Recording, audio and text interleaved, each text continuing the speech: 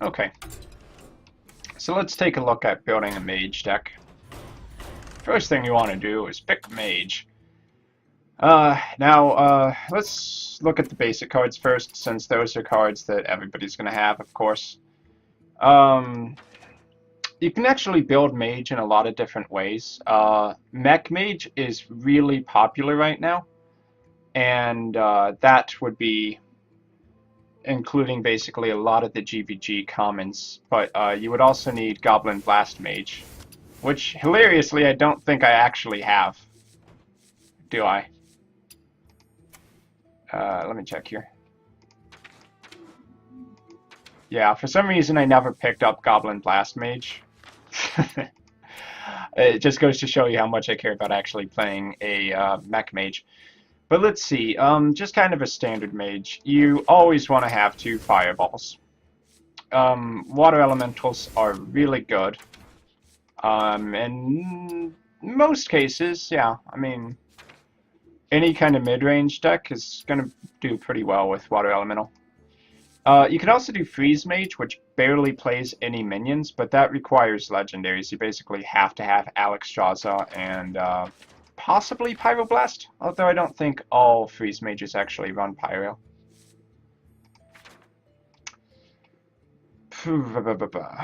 So, let's just try to do a basic deck. Frostbolt and Fireball, those are really standard. Arcane Intellect is also a good choice in a lot of decks.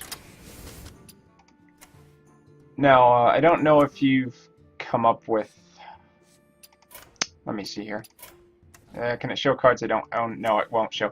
But there's a card called Flamewaker, and I've seen the Legend players using that a lot with like a low-cost spell deck. Lots of Arcane Missiles, Mirror Images, even Arcane Explosions sometimes, and they combine that with Flamewaker to deal a lot of extra damage. It's sort of like the Goblin Blast Mage of spells. But let's see. Basic cards that you would always really want to include in a mage deck.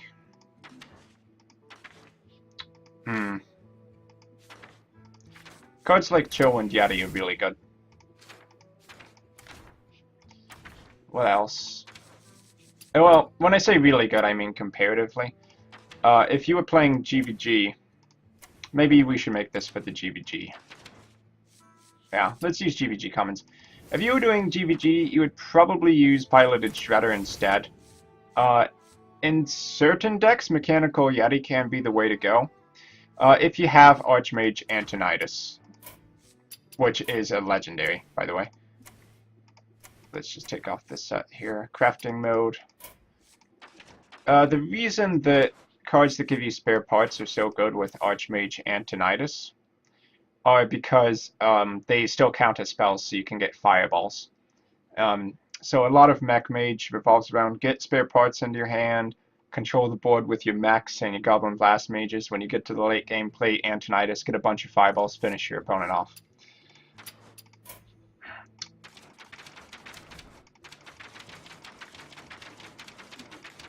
But let's see, other good commons. Let's work out a GVG. Assuming you weren't doing a Mech Mage, I do kind of personally like the Illuminator in Mage if you're doing a Control Secrets Mage. It's not exactly the best thing ever, but it can be a pretty decent pick. That would be a deck that maybe runs Mad Scientist, runs double Mirror Image, Mirror Entity, sorry. Possibly double Counterspell, and maybe Duplicate. Yeah, Duplicate is pretty decent in Control. Okay, so let's see. Very standard cards from Naxxramas. If you have purchased it, it's a really pretty good idea to get Sludge Belcher from there. Sludge Belcher is good in just about any deck. It's really standard and almost overused. But it's one of the best 5-drops, hands down. And then, of course, you can throw in cards like Lotheb as well. I'm going to assume we're talking about decks that do not have those cards, though. Really, if you can, you do want Mad Scientist. I don't know if that's even avoidable as like a card you can opt out of. If you're going to be running secrets at all, you basically have to have Mad Scientist.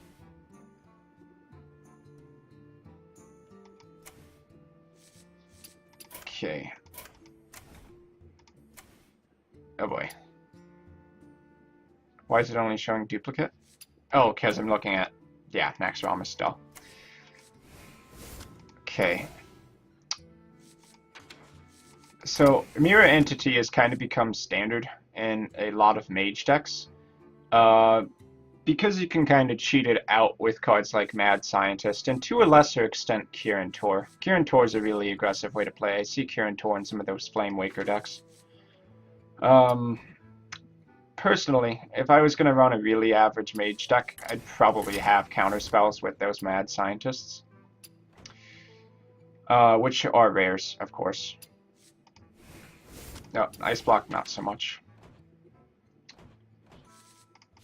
Okay. Of course, I'm also a pretty big fan of Sorcerer's Apprentice.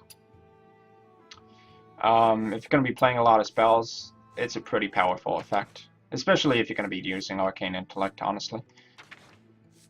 Now, Echo of Medivh is an epic from Goblins vs. Gnomes, and there's a good chance you don't have it. But you can take if you do have an Echo of Medivh, it is a really sick mage card. Like you have 4 dudes on the table, you play Echo of Medivh, and it just gives you so much advantage in the fight. So a lot of aggressive decks or mech decks do run Echo. Right. I'll try to build without Echo of Medivh, but yeah, if you do have an Echo of Medivh, it's a really good option. Strong mage card. Flame Strikes. 2 might be too excessive in a typical deck, but 1 is usually a pretty good bet in a lot of mage decks. The really aggressive ones would opt out of Flame Strike, obviously, because Flame Strike is kind of a slow card.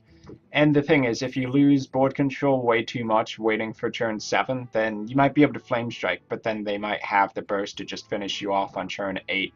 So, if you play too slowly with Flame Strike, you can get punished for it. If you do want to play a controlling mage deck, Polymorph is a really decent option that pretty much everybody has. Putting Polymorph into the deck really means you're playing more mid to late game, though.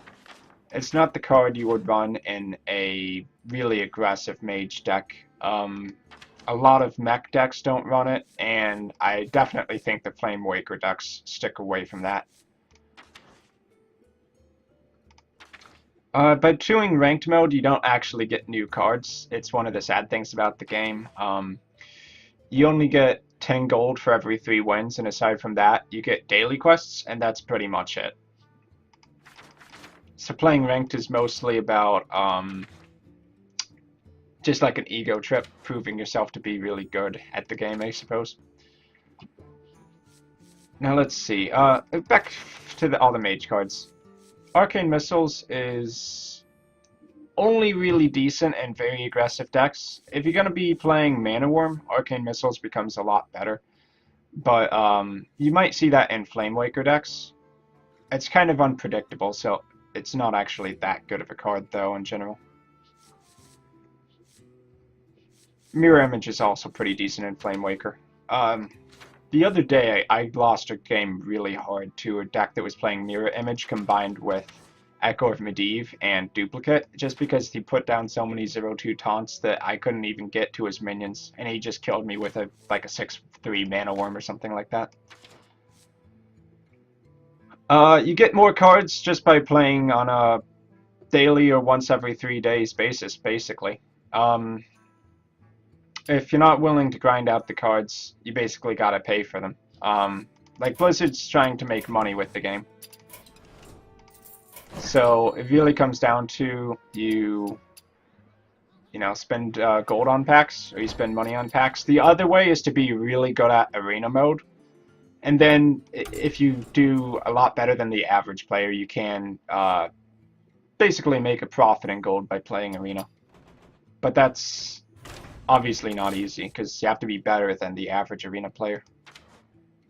And a lot of the bad players just give up on playing more arena. So you have more people who try to be competent at the game, kind of like poker.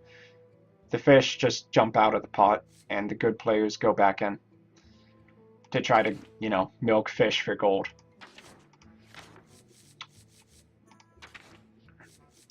Let's see, what else? Common cards, we will stick away from Ethereal and we Spell Stomper. I've been kind of considering we Spell Stopper, like, maybe it'll have a niche deck one day. It's not actually that great right now. If you do have a Blizzard, I think Blizzard is a pretty decent option to throw in a deck, maybe just one of them. And then you can do like a turn 6 Blizzard into turn 7 Flame Strike. So that's a good option.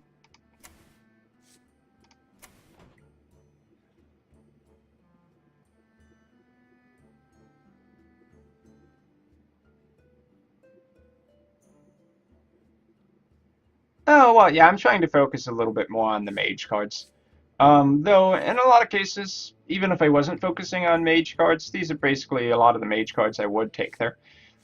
If you're playing a Control Mage, Explosive Sheep is a okay option as a common, because for 4 mana, you can play an Explosive Sheep and immediately play the, whatchamacallit, the hero power. So you play the sheep and you blow it up, dealing 2 damage to everything on the field. It's kind of like a Ghetto Consecration.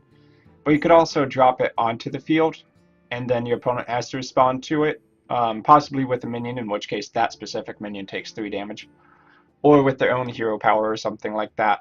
So I wouldn't say it's a great card, but it can be a decent option for slowing enemies down.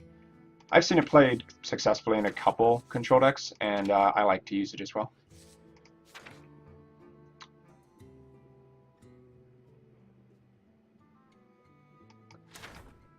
Okay, well, for the most part, other classes. I would say you should probably play around with the other classes and figure out which one you really like. Um, there's no harm in playing all the classes whatsoever, and in fact, if you want to be good at the game, I think playing a class that actually is good in the current meta is a good strategy. Like, for instance, right now, Flamewaker Mage is pretty good. Like, lots of Legend players are doing it, since it's a new... Flamewaker is a new Blackrock Mountain card, and that made that deck viable. Whereas, I don't think I've seen too many Priests doing all that well. So, as cards come out, certain classes become really good, certain decks become really good, and I would say the more options you put yourself in for being able to play, the better you can make calls for actually doing well in ranked. So let's see here. Commons. If you have Goblin Blast Mage, then Goblin Blast Mage Mech Mage is a really good GVG deck. It's basically like what a third or half of Mage players play, and that would involve Clockwork Gnomes, Cogmasters, Mech Workers for sure, maybe Micro Machine. There's a little bit of variation. Spider Tanks, Tinkertowns, those are also good options. And possibly Mechanical Yetis, Piloted Shredders, Goblin Blast Mage. You don't have to have Archmage Antonidas, but it's usually a good idea for making an optimal deck. A Mech Mage that can actually fight in the late game. Dr. Boom, also pretty important. But of course, those are Legend cards. You probably don't have them. I don't even have them. Okay, what else here? So I'm going to stick away from Mech Mage unless you want me to show you kind of what a Mech Mage looks like without the Goblin Blast Mage. Let's see, how many 3-drops? I would consider one Illuminator, maybe, as a way to heal yourself up, in case you go against really aggressive decks like Face Hunter, which are popular right now. Kazan Mystic is also a pretty interesting option. I'm not really sure if it's good or consistent, but against mages and hunters, that card is devastating, stealing one of their secrets. I like to use it personally. Bomb Lobbers. If you have Bomb Lobber, that's a good option. in a lot of decks. Anything that controls 4 damage from a battle cry is insane. Meadow Bomber, not so much. It might work in like a warrior control deck. Let me think about that. Like, not a control deck, like an enrage deck. Meadow Bomber, Commanding Shout, kind of in the deck I was playing before. Maybe. That's something I haven't actually considered before. But if you have Bomb Lobbers, that's a good option. So we'll throw 2 of those in. If you're looking for commons, as far as late game cards go, I think Force Tank Max is actually a pretty good option.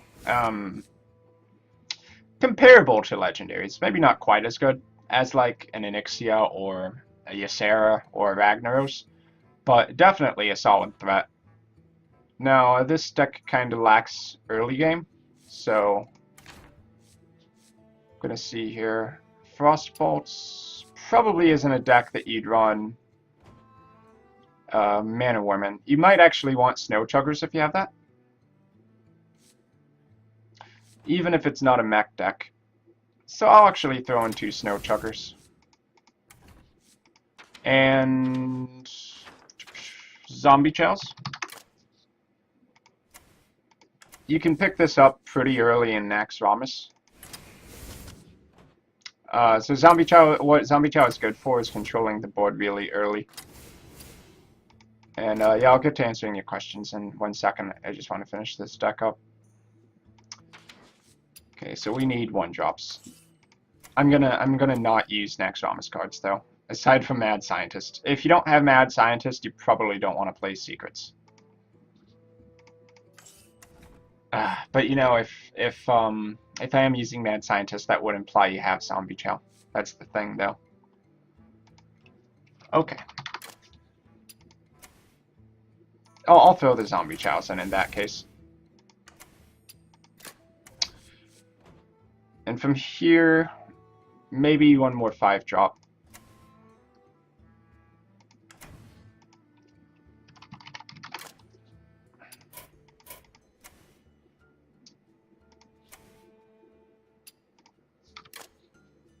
Okay, looking at all. Since I'm playing under the assumption of Naxxramas, Lotheb is another really good 5-drop. You can get that from the Naxxramas set. They're legendaries, but you basically, you clear the wing and you get certain cards guaranteed. That's the thing. Okay, so this would be a pretty decent non-mech, kind of mid-range, control-y mage deck that uses a lot of commons, doesn't really take much dust. And in fact, let me see here. 0 dust. There's 80 dust right there, 2 commons that aren't basic. 280 dust, 360 dust, 440 dust, 640 dust, 740 dust, 780 dust. So this deck would take 780 dust to craft. Plus, you'd have to get at least halfway into Naxxramas. So that might be a cheap budget mage that just about anybody could make. Alright, now questions.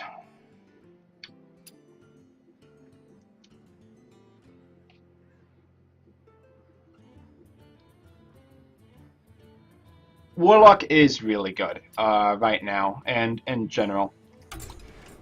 What I actually was playing in Ranked is a Zoo deck. Now, if you don't know what Zoo is, it basically uses a lot of these really weak minions. You see the mana curve on this deck? It's ridiculously low. Almost all 1 and 2 drop minions.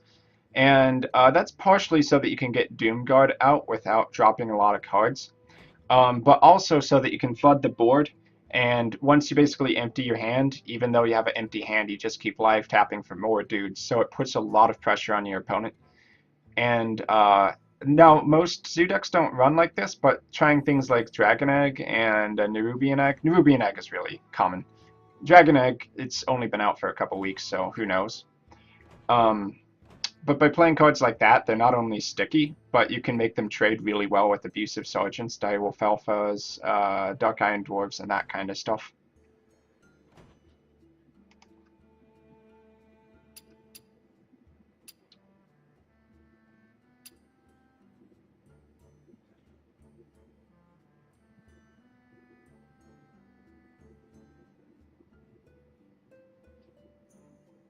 Yeah, Trump knows what he's talking about. He makes good videos. He's actually one of my favorite streamers.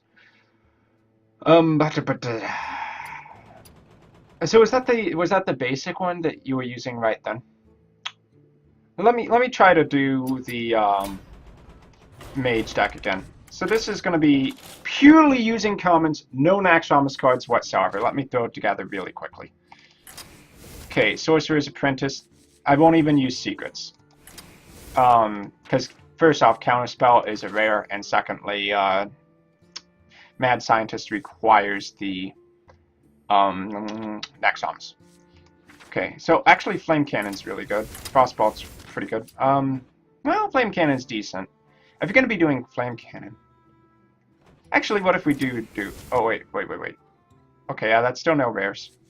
So maybe we do throw in Arcane Missiles. So this would be kind of like a Flame Waker deck without the Flame Waker. Okay, Snow Chugger is pretty good for freezing enemies. Or is that 4-drop? Yeah, Water Elemental. Throw in a Flame Strike. Double Fireball. Maybe double Polymorph, maybe one.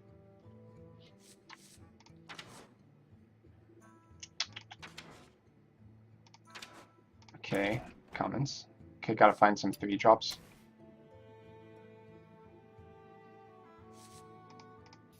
As far as 3-drops go.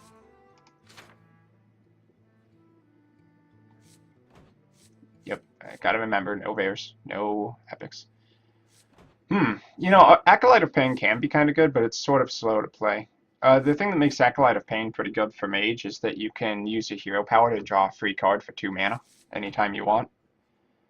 But this deck might be a little bit aggressive. I don't know, maybe you throw 1 in. Aside from that, Harvest Golem is a good option.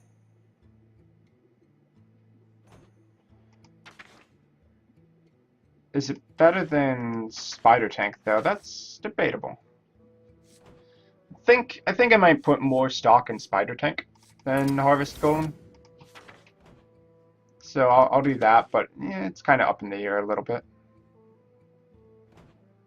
A Shattered Sun Cleric might not be a bad choice. This isn't exactly a mech deck. Would I still throw a Tinkertown?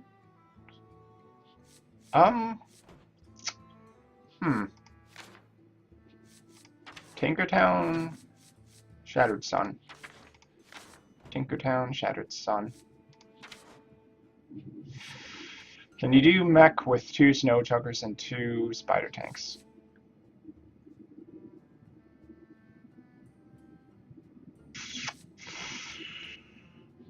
Maybe.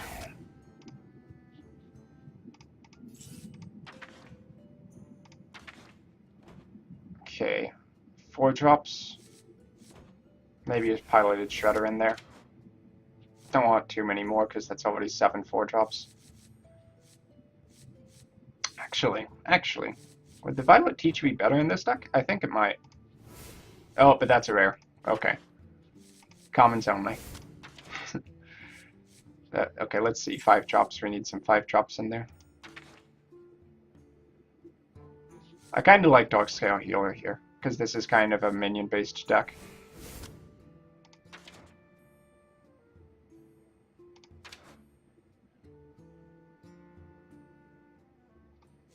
Yeah. Then if you want board control, you should be probably trying to go for Mech Mage as closely as possible in many cases.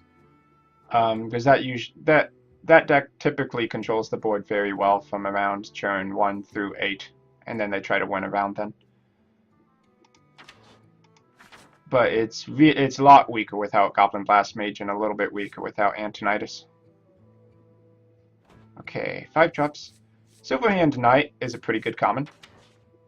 Stranglethorn Tiger is actually interesting because a lot of people use Stranglethorn Tiger in arena mode because you can actually have it stealthed. They can't do anything about it. And then you play a Flame Strike on turn 7.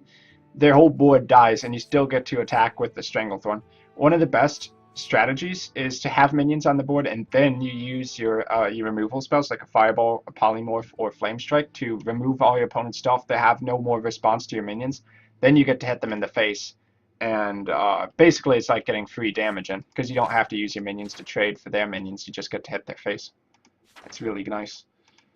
So yeah, I'll throw a Silverhand Knight in there, I guess. Sludge Belcher is Naxxramas, of course. If you did have Sludge Belcher, though, Sludge Belcher is a really good option for board control and surviving the early mid-game. So maybe I'd throw in a Silverhand Knight. Kirabashi Berserker, it's okay. Honestly, I think in a deck like this, I prefer the Frostwolf Warlord to the Kirabashi Berserker. Because Kirabashi needs time to get going, but if you have minions on the field and you just play Frostwolf, it's like an instant 6/6 or a 7/7. Then again, that said, 7/7 is really weak to big game Hunter. So maybe you don't.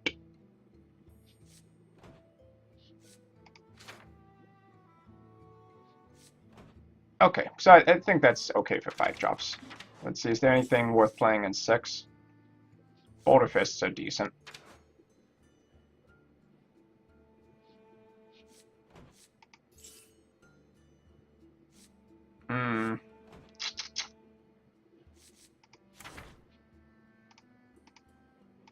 Okay. Just kind of loosely here, I'd probably go with a Boulder Fist, and then as a common, I'd put in a Force Tank Max. And yeah, that's a pretty good curve. It would need some playtesting. Actually, why don't I go ahead and do a match? I'll just put this in casual. Actually, should I put it in ranked? Maybe I do it in ranked.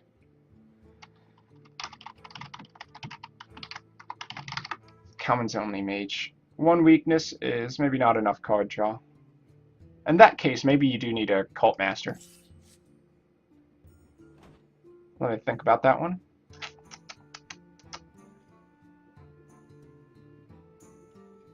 Double Arcane Missiles. I'm going to take Arcane Missiles out. It's only really good in the early game if you have Mana Worm. Cult Master.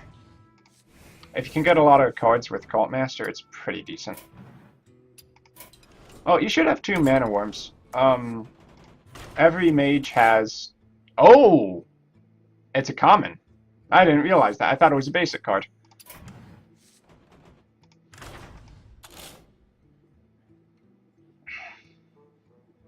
Matter Bomber is unpredictable. If you were doing things like Acolyte of Pain, Matter Bomber onto a field that has Acolyte of Pain on it is pretty good, because that can get you a lot of cards. Matter Bomber is more like an Enraged deck card. If you were playing things like Worgen, let's see, where's that stupid Worgen? The 3/3 Worgen. There it is. Like Raging Worgen, Acolyte of Pain, Mad Bomber might kind of work. It wouldn't be a competitive deck, but it might beat some of the higher ranked decks. Like by that I mean like ranked 20 to 15 or something like that. What I would put in place of a Mana Worm, though, is probably...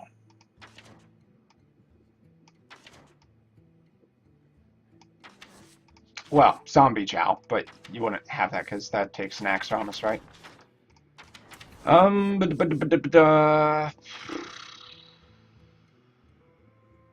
Cogmaster, probably. Yeah. If you can get closer to a mech deck, then Clockwork Gnomes and Cogmasters are really, really good. In fact, these are staple to a mech deck cards. And then you would run Clockwork Gnomes, Cogmasters, Mech Warper, which lets you get out mechs for cheaper, and Snow Chugger. And then that would be your turns 1 and 2 for minions.